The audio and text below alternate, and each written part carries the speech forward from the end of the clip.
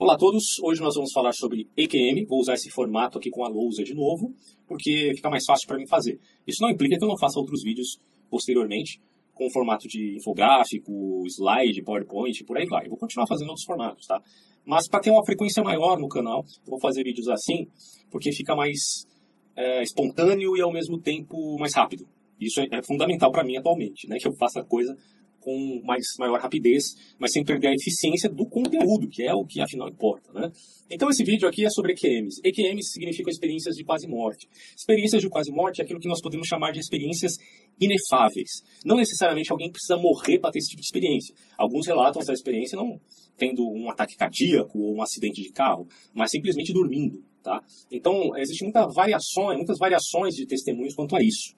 O cérebro pode produzir essas coisas. A gente sabe que o cérebro tem um poder enorme para produzir alucinações. Porém, será que existe um link entre a experiência subjetiva que se diz transcendental e que não admite que seja alucinatória com aquilo que podemos chamar de fato e objetividade? É isso que eu quero demonstrar aqui para vocês. Eu vou repensar isso aqui do ponto de vista filosófico, né? Ou seja, eu vou tentar usar a instrumentalização que eu aprendi até o presente momento da filosofia. Eu não sou grande coisa, né? Eu conheço isso, mas eu tenho um certo arcabouço que posso utilizar, inclusive em termos conceituais, para tratar esse tema, certo? E disponibilizar uma visão um pouco mais clara do assunto. Então, acompanhe comigo aí caso você se interesse por essa questão. Admitir isso aqui implica em você, por exemplo, ter que ser um espírita, um espiritualista? Não, não necessariamente. Pessoas que têm essa experiência, alguns casos são espíritas, outros não são. Você tem casos de católicos, de judeus, já vi também, de protestante, de vários outros tipos de religião que não necessariamente admitem um quesito aqui de uma espécie de dimensão de uma narrativa puramente kardecista, ou sei lá, baseado no hinduísmo, ou que tenha que admitir, inevitavelmente, a chamada metempsicose, que são as reencarnações contínuas, roda da vida. Todas essas questões aí são envoltos de pontos de vista dogmáticos, tá? De cada religião, de cada grande narrativa. São, portanto, esotéricos. Então vamos seguir cronologicamente aqui para entender o meu ponto. Se você admite isso, você admite isso. Nossa dimensão é material, é densa. Essa dimensão seria mais etérea. Isso significa, portanto, que não implica necessariamente de uma necessidade de ressurreição corporal. Isso é problemático, inclusive, do ponto de vista da narrativa cristã e judaica, né, que admitem a ressurreição corporal. E que é fundamental isso para um homem total, para um homem completo. Porque hoje se sabe que o homem é um ser psicossomático. Não é como Platão dizia, ou principalmente como Descartes dizia, que você tem uma separação muito rígida, né, entre o pensamento, a substância pensante e o corpo. Eu já explico isso melhor daqui a pouco. Vamos continuar no cronograma. Devemos nos atentar à objetividade do relato, embora tal relato possua um componente subjetivo. Tá? Então, a primeira coisa que a gente tem que entender para tratar desse tema é esses conceitos aqui. Subjetivo, intersubjetivo e objetivo. O subjetivo implica uma experiência do indubitável. Não significa, pelo amor de Deus, falsidade. Não significa que toda experiência subjetiva ela seja uma mera e pura imaginação. Se fosse assim, nós não teríamos capacidade nem de fazer conta matemática, por exemplo. Né? É óbvio que a subjetividade ela implica você lidar com o a priori e as experiências, que é o a posteriori, certo? E que é o sujeito que faz isso. Então, há realidade no subjetivo. Mas do ponto de vista daquilo que você experimenta ou sente internamente, é indubitável, certo? Já explico isso aqui também. Então, dizer subjetivo não implica de modo algum dizer falso. Intersubjetividade é o componente da linguagem, da cultura, e por aí vai. Há necessidade de que isso aqui tenha um vínculo com o objetivo? Não necessariamente.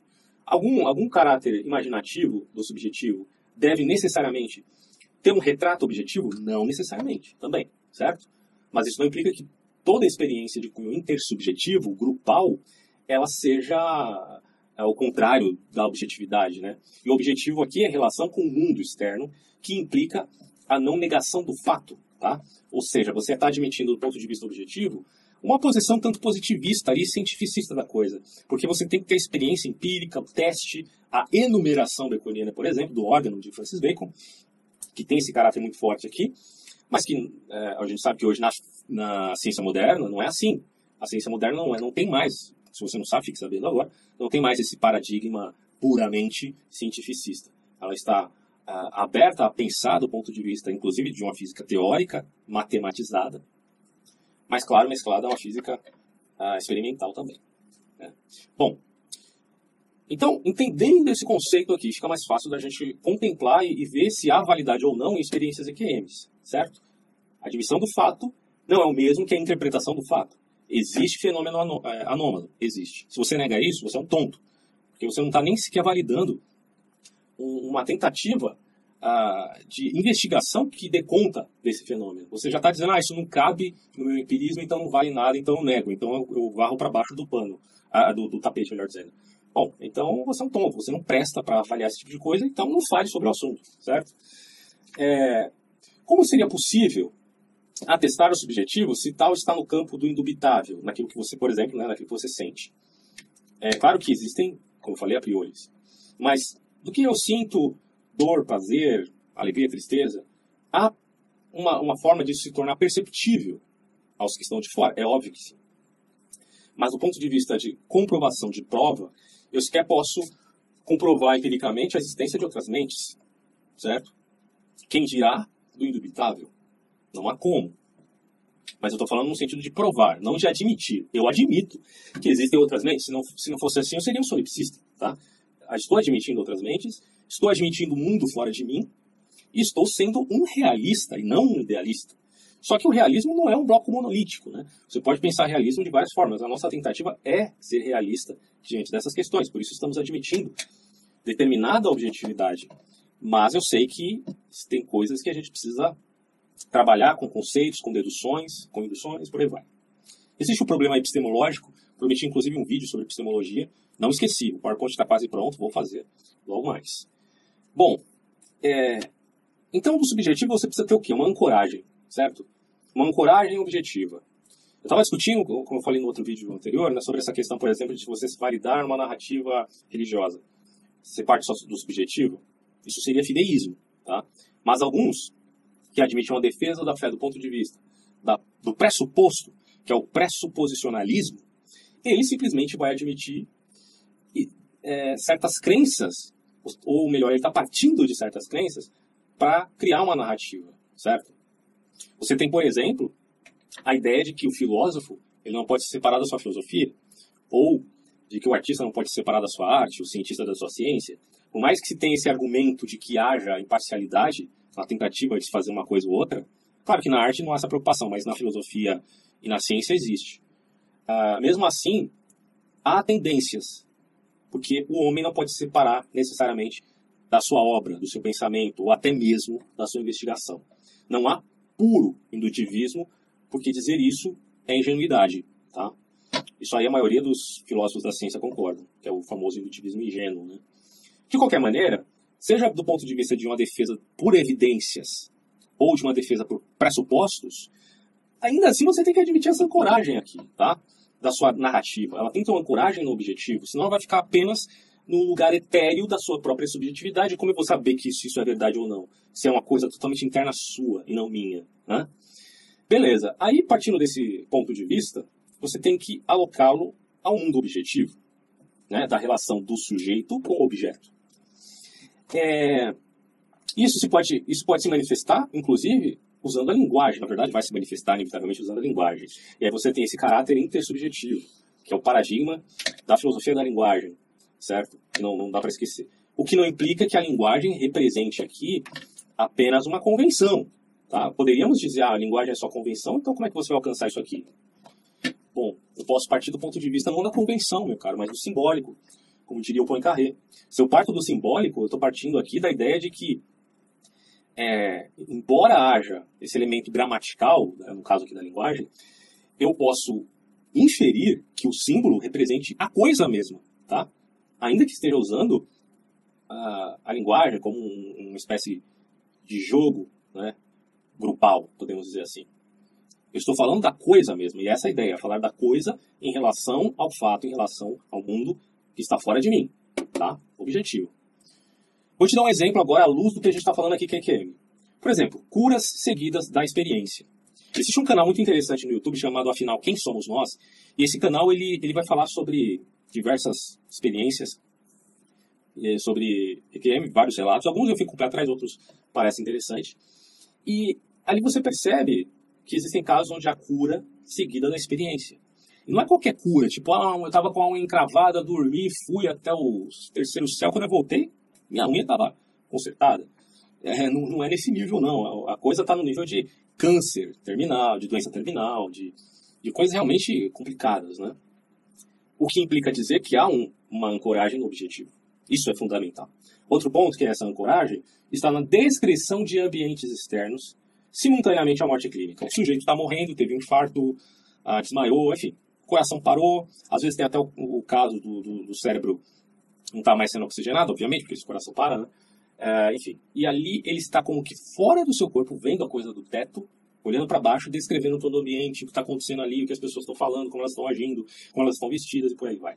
E depois que eles voltam, porque a experiência é quase morte, eles voltam, aí relatam tudo o que aconteceu. São tantos testemunhos que não dá para você dizer que é mentira. A gente poderia partir do pressuposto de que, bom, o cara está mentindo. Mas não dá à luz da nuvem de testemunhas, tá? Nesse sentido, o que você pode admitir é que o fenômeno existe, é anômalo e precisa ser investigado e entendido. E nesse caso, isso representa, sim, um critério objetivo, tá? Por que eu falo isso? Porque se o cara me diz que no momento que ele estava morto, ele foi o paraíso de Deus e o anjo, viu parede morto, ficarei interessado em ouvir. Eu vou falar, bom, isso é bem legal, bem interessante, não vou dizer que isso é louco, mas isso pode ter sido uma alucinação, né? Não tem como provar que isso é verdade ou não. Agora, se o camarada me diz que no momento que ele estava morrendo, que ele já estava morto, ele estava vendo tudo que estava acontecendo no ambiente, eu falo, peraí, isso aí é muito mais fantástico do que você me dizer que foi ao terceiro céu. Porque tem um caráter objetivo agora, tá? Tem uma ancoragem com aquilo que estava acontecendo temporalmente, enquanto você estava, supõe-se, morto. Então não posso descredenciar essa experiência, certo? É um ponto que favorece a narrativa da EQM como transcendental. Só que há problemas, tá? E é isso aqui que eu vou tentar explicar nessa parte, já para a gente finalizar. Olha só. Nós devemos pensar a coisa, EQM, de um modo investigativo, dialético. Não adianta você simplesmente olhar para isso aqui e falar, isso combina com a minha narrativa religiosa e tal, ou como eu sou um cara místico, tenho bola de cristal em casa, então tá valendo para mim. Não, para mim, por exemplo, do ponto de vista de uma postura que tenta investigar a realidade, não basta. Eu tenho que pensar dialeticamente, desculpa, tá? Então é o que eu vou fazer aqui. Há problemas? Bom, presta atenção. Se eu parto do pressuposto de que existe uma linguagem esotérica, e perceba a diferença, eu já expliquei em outros vídeos, mas como tem gente nova sempre assistindo vídeos aleatoriamente, tem que explicar de novo. Esotérico com X é público, popular, tá? Esotérico com S é mistério. Doutrinas que são dadas apenas a poucas pessoas, é o que está no oculto, de certo modo. O esotérico com X não, é o que é dado ao público. Por isso, representa aqui uma experiência que podemos dizer intersubjetiva. Intersubjetiva. Então, algumas narrativas, elas atestam cosmovisões exclusivistas e outras não exclusivistas. Nessas aqui há problema? Não, porque é uma generalização total, então, bom, fica dentro de toda a variação que é aceitável na narrativa. Mas essas aqui geram problemas. É claro que não é um problema dizer que uma cosmovisão exclusivista foi atestada por uma experiência EQM. Nesse primeiro sentido não há problema. Há problema quando duas experiências exclusivistas contraditórias são atestadas dentro do mesmo fenômeno, por pessoas, claro, diferentes, né, pelo amor de Deus. Bom, você tem EQMs de protestantes, de católicos, de espíritas, de judeus, de muçulmanos, uma infinidade de pessoas que já tiveram essa experiência, e que seus relatos, do ponto de vista da imanência, sair do corpo, vi túnel, isso, aquilo, bom, a maioria é similar, é igual, não tem problema nenhum. O problema está no momento em que eles têm a experiência mística. Tem uma senhora chamada, esqueci o primeiro nome dela, mas o segundo é Polo, uma coisa assim. Ela teve um EQM que atestou doutrinas católicas, tá? Tem um EQM que eu vi de um judeu, e ele é judeu ortodoxo, tá?